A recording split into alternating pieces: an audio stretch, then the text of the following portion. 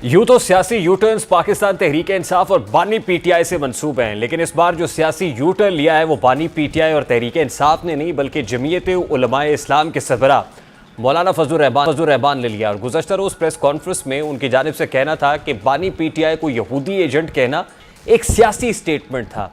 मौलाना फजलुर रहमान की जानिब से इस पर क्या कहा, सवाल हुआ, सवाल को कैसे रिस्पॉन्ड किया, ज़रा उसकी एक झलक आपके सामने रखते हैं।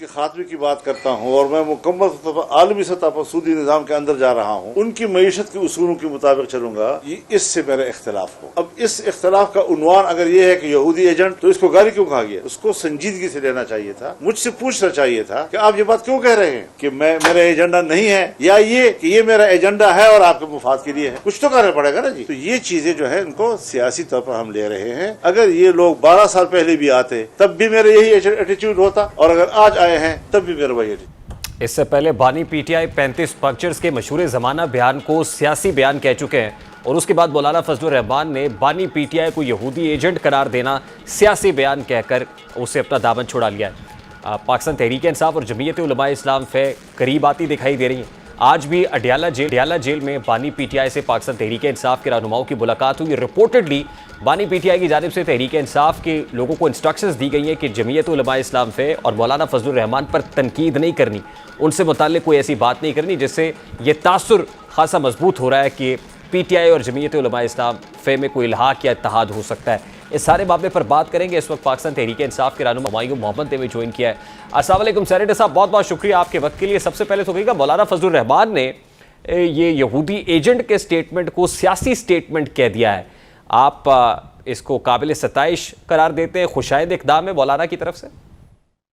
रहीम या का नाबुदो ये का नस्ताइन। मुझे तो उन सब लोगों पे हंसी आ रही है जो इसको पॉलिटिकल स्टेटमेंट नहीं ले रहे थे। मतलब देखिए, बात ही हो जाती है। आप लोगों ने सुना होगा कि मैं उसको सड़कों पे घसीटूंगा, उसका पेट फाड़ के उसमें से पैसे निकालूंगा, ये करूंगा। ये सारी चीज़ें पॉलिटिकल स्टेटमेंट्स होती हैं। फलाना ये हो जाता है, बहुत सारी चीज़ें पॉलिटिकल स्टेटमेंट होती है। आई डोंट नो लोग उसको सीरियसली ले क्यों लेते हैं। ठीक है, आपने भी मौलाना फजलुर रहमान से मुताल्लिक या बानी पीटीआई ने जो कुछ कहा वो भी पॉलिटिकल स्टेटमेंट्स ही थे। मैं वो नाम नहीं लेना चाहता जिन अलकाबात से नवाजा करते थे मौलाना फजलुर रहमान को और फिर पॉलिटिकल माइलेज लेते थे सियासी जलसों में, वो सब पॉलिटिकल स्टेटमेंट्स थे। देखिए, बात ही हो जाती है, ये सारी एक्चुअली होती पॉलिटिकल स्टेटमेंट्स ही हैं जो एक्चुअल, मतलब किसी को आप उसमें ये कर दो कि मैं तुम्हारा एसी निकाल लूंगा, मुझे हर एक को फलाना कहते हैं। मैंने उनसे पूछा हमेशा कि यार, इमरान खान ने अगर अमेरिका में कहा था कि मैं एसी उतार लूंगा, जब अमेरिका से वापस आया कि उसने उतरवाया? वो अमेरिका छोड़ो आने से, वो वहां से फोन करे कि इनका एसी उतार दो तो वो उतर जाएगा। क्या उसने किया? नहीं किया। तो दैट्स अ पॉलिटिकल स्टेटमेंट। आप लोग मुझे समझ नहीं आती। बानी पीटीआई जब किसी को चोर और डाकू कहते थे और फिर वो कहते थे एनआरओ मांग रहा है और ये सब पॉलिटिकल स्टेटमेंट था, ये भी पॉलिटिकल स्टेटमेंट्स थे सब। देखिए, मैं आपको बताता हूँ, वो पॉलिटिकल स्टेटमेंट है। वो पॉलिटिकल स्टेटमेंट है कि मैं कहता हूँ कि जी फलाना आदमी चोर है, फलाना आदमी ये फलाना है। वो अपनी जगह पे एक पॉलिटिकल स्टेटमेंट है, लेकिन उस पॉलिटिकल स्टेटमेंट के पीछे आज के दिन में आप देखो एक रियलिटी है। रियलिटी की है, चाहे वो विकी लीक्स है, चाहे वो पनामा लीक्स है, चाहे वो पेंडोरा लीक्स है, चाहे वो ये दुबई लीक्स है।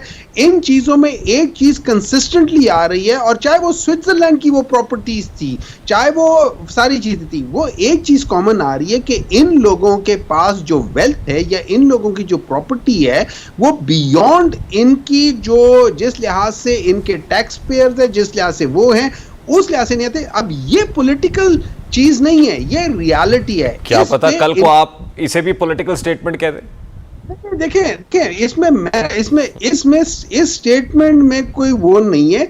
ये एक प्रॉपर्टी है जिसके बारे में मुझे, देखिए, प्रॉपर्टी खरीदना बुरी बात नहीं है।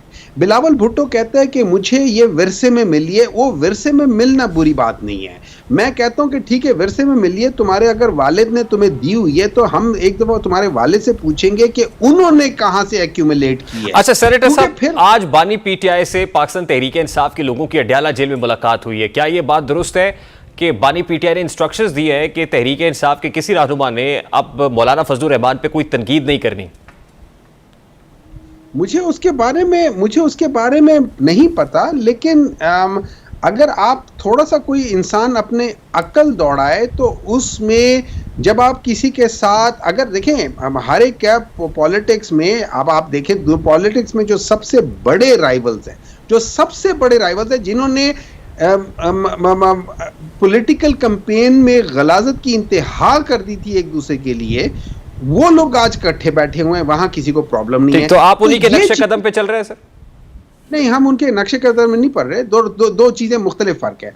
हमारी जो वो है वो अलायंस नहीं है, हम कोई पॉलिटिकल अलायंस नहीं कर रहे, हम एक इशू के ऊपर इकट्ठे आए हुए हैं। देखिए हम लोग बेशक मैं और आप 10 चीज़ों के ऊपर हमारे मुख्तलिफ राय होगी, लेकिन जो कॉमननेस है वो 1 या 2 पॉइंट के ऊपर कॉमननेस होगी। तो हम उन 2 पॉइंट के ऊपर कॉमननेस के ऊपर हम इकट्ठे आके उसके ऊपर बात करेंगे। बाकी हमारा इख्तिलाफ होगा, हमारा JUI के साथ बहुत बड़ा नजरियाती डिफरेंस है, लेकिन जो पॉइंट है कि वो है कि पाकिस्तान में इलेक्शन फ्री, फेयर और ट्रांसपेरेंट होने चाहिए। और जिन लोगों ने इस दफ़ा फॉर्म 47 के तहत ब्लेटेंटली किया है, हम इस दफ़ा की बात कर रहे हैं, उस कोर्स को करेक्ट होना चाहिए। उसमें अगर एस्टैब्लिशमेंट का हाथ है या उसमें इलेक्शन कमीशन का हाथ है या उसमें किसी और चीज़ का हाथ है, इन चीज़ों। ठीक है, बहुत बहुत शुक्रिया।